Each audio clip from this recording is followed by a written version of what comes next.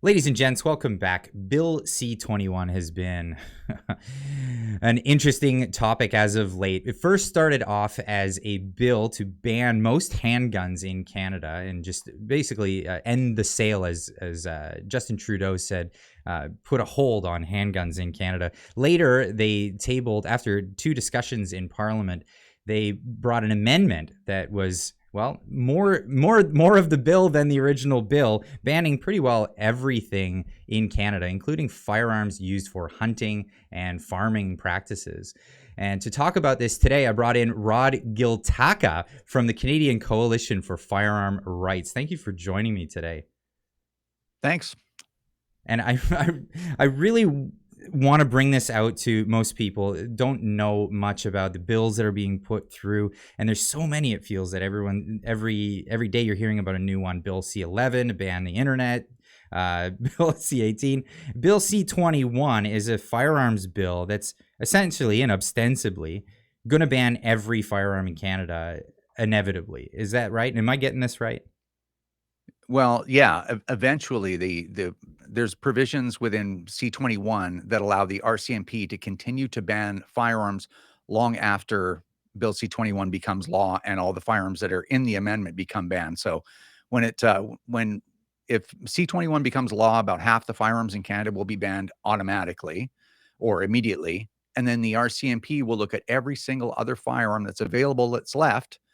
And they'll say, well, does this share any kind of commonality at all with any firearm that is already prohibited? And if so, it's now banned as a variant of something that's already prohibited. So it's not just firearms. We're in trouble in a lot of different ways, Clyde. But on the firearms front, yeah, we've got a lot of trouble right now. So, I mean, most people, when it comes to politics, they get really hyperbolic and they say, oh, this is going to ban everything. But so what they did was they came out with this bill, they tabled it, and it was with one intention. And I mean, there's a lot of people that disagreed with that intention in the first place.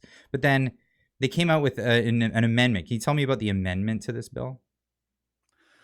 There was a bunch of there was a lot of issues with Bill C21 originally. They rolled in this handgun ban, which they're calling a freeze. It's a ban because basically you can't buy or sell any of your property, any of the handguns, to any other licensed owner. And they just wait till you die, and then the RCMP will come and seize all those firearms that some people have 20, 30, 50, $100,000 worth of firearms And family and heirlooms, right? This is well, real yeah. stuff. Well, and part of, about 30 years ago, 25 years ago, there were a lot of handguns that got banned, handguns with short barrels or certain caliber handguns. And when they did that, they allowed the people that own those handguns to bequeath them, right? To pass them down to their kids if their kids possessed, a restricted PAL. Mm-hmm. And so that at least they weren't seizing them, especially for no compensation. Well, this time they're like, no, we don't want trouble with you politically while you're alive, but as soon as you die, we're going to come and get your stuff and give you nothing, give your family nothing. But don't call it don't call it confiscation. Don't call it a ban. It's a freeze. Right. So anyway, that was one of the things that was wrong with Bill C21. But at the last minute, as an amendment, they brought in a list of hundreds of pages worth of firearms that are going to be now immediately banned. And that included like 22 caliber rifles. That included hunting shotguns, hunting rifles, all kinds of things. But the big concern is the language of variant. So this has been a problem for 30 years in Canada. Basically, if the government bans a firearm, the RCMP looks at that firearm and says, is this similar in any possible way, even by appearance, with another firearm that isn't on this list? If so, we can ban it as a variant of that prohibited firearm. And, our court cases, a big part of this is this problem with variants. So I guess to add validity to what you said, C21 will ban probably half of the firearms in Canada immediately. And basically it leaves the door open to ban all of them over time. Really? Now, there's actually other issues with this. There's enthusiasts of toy guns and replicas that because of this language about the variant is how they got in the door to ban airsoft and a number of other outdoor activities that people have, not just firearms owners. insane to me. So tell me about the website that was launched recently, because there's a new campaign that you guys have been working on. Yeah. So, we've been responding to Bill C-21. This is the second iteration of Bill C-21, right? So we responded to the first iteration. There was an election, meaning that all the bills that were not passed at that point, they just die on the order paper. They call that, and then they have to be reintroduced and start the legislative process all over again. So Bill C-21 has started all over again. Hmm. It's bigger, badder, worse than ever. And we've responded to this with a campaign that we call our Scrap C21 campaign. And I can tell you about it if you Yeah, got time. I'd like to hear All about right. it. It's a little bit to it. So I'm going to talk as fast as I can. I even made a list so I'd make good use of your time. But basically, we created a website called scrapc21.ca. And there on the website, you'll find everything that you need as an individual to fight Bill C-21. So there's letter writing. We've made that very easy. Basically telling you what to put on the letter, who to send it to, where you can send letters for free. Because if you send letters to the government at like MPs at their Parliament Hill address, it's free. So it costs you nothing but a piece of paper and a little bit of your time. Mm-hmm. We have a tool available for you to be an online activist. So if you went to ccfrdownload.ca, you can download explainer videos, political videos, studies, memes, posters, you name it. So basically, you can get online, and this is actually quite important. You can get online and get into the replies on Twitter or Facebook, and you can actually post memes. You can post videos, everything as original posts, and Mm-hmm. then people have no choice but to see it. We did a range poster and a gun shop poster campaign as well. The first 100 ranges or gun stores to contact us and request these posters, we would send them for free. And basically, there's two posters. One says, "Here's how C-21 is going to affect you," and the other one says, "Here's what you can do about it." And they're like full size glossy posters. Well, we were going to do 100 at the CCFR's cost, but over 100 ranges and gun stores contacted us within the first 12 hours of releasing that. And I think we're close to 300 now. We're just going to keep doing it. We create a press kit to inform journalists. We have our own media list of around 600 journalists, which we're sending this press kit out probably by the end of next week. And in there will be just exactly how everything works, because they're subject to a lot of misinformation. You've heard a lot about misinformation recently. Well, the Mm-hmm. government is the largest purveyor that we know of misinformation. So we're going to send the references and documents and everything to the media so that at least they can't claim they don't know.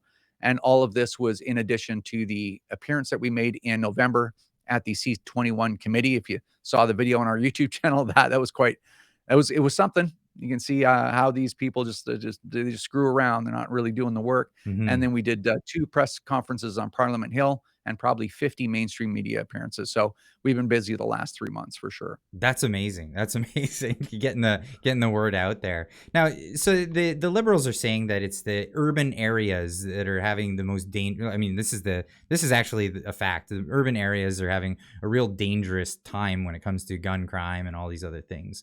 But it doesn't seem that they've been putting any effort much into taking care of gun crime. I mean, how does taking guns from farmers and hunters stop gun crime in urban areas?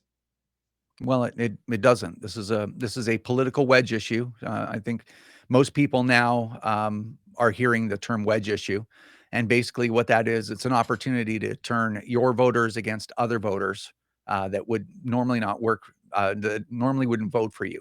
So in this case, it's pitting urban Canadians, typically non-gun owning Canadians, against suburban and rural Canadians, people who are more likely to own guns. And guns is an excellent wedge issue because guns are scary to people. Yeah. And it's very easy on their side. And I kind of always say this, their side of the argument's very accommodating to like sound bites and slogans and taglines, right? More guns equal more death. And you're like, yeah, that sounds right. Can't have gun death without guns, right? So instinctually that works. Our side, we're at a disadvantage because it's like, well, no, that's not true. And just saying, well, that's not true doesn't work. But to explain how all this works, how firearm related violence works, and also the role of licensed gun owners in society, whether or not they represent a disproportionate risk to public safety, that takes a longer time. So for liberals, it's a real winner because they're like, we can stop the violence. We just need to ban all the guns. And to people that don't know any better, go, yeah, the only people that will do this, that will take the hard steps to stop the violence by banning, standing up against scary people like me, the gun lobby, is the liberals. So that's how wedge issues work. And I think it's worked fairly well for liberals, certainly before recently. Yeah, I guess in a self-serving sense before the CCFR, because previously gun owners would just hide, right? If nobody knows I'm here, we'll just get left alone.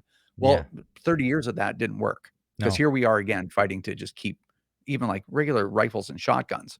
So, we've been taking it to them as much as we can for a small group of people. But yeah, it's purely political. It's absolutely immoral, and we're doing everything we can to stop it. So at the end of the day, my main concern, like whether someone's a gun owner or not a gun owner, I mean this is it's fundamentally a property rights issue in Canada, and we've been seeing all kinds of issues across the board when it comes to property rights. David Lametti last year was famous for saying you don't have an absolute right to property in Canada when he was talking about Russian oligarchs and going after people's it was asset forfeiture, and asset forfeiture is just is opening the door in that sense for going after political dissidents to remove their property from them. Here we are in another situation where property's being removed. What is the CCFR, sorry, doing for property rights as a whole, or is it just sticking to just the guns in this fight? Well, this is probably the most important thing to talk about, because this is the aspect of all this that affects all Canadians. So in our case, we have a government in our system, the British parliamentary system. The government can pretty much do whatever it wants to anybody it wants, anytime it wants. Like we don't have a real Bill of Rights, as it were, or a constitution like the Americans do. Mm-hmm. And people think about the American Constitution, they're like, well, it's about guns. It's not. It's about free speech. It's about being able to associate with who you want. It's a limit on the absolute power of government. Well, we don't have that. We have a charter basically that says, here are your rights unless a court decides you don't have them, right?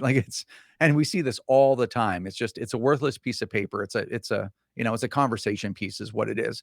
But all Canadians should be concerned, because in our case, what the government is doing is saying, we're just going to make this property that Canadians have had since long before Canada was a country, before Confederation.